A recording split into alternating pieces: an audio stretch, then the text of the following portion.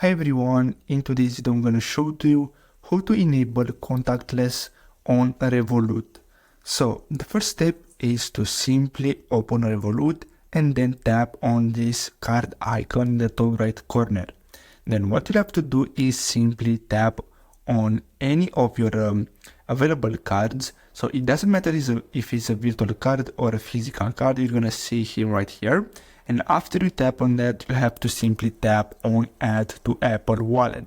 And basically, this is how you can enable contactless on Revolut. So only if you add your card to your Apple Wallet, you can make it contactless.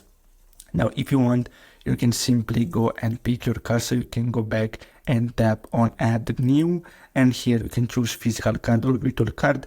I mainly use virtual card because they are easier to create, and if you want, you can simply delete them and get a new one, and then you have to simply tap on Get a virtual card for free, and basically that's all.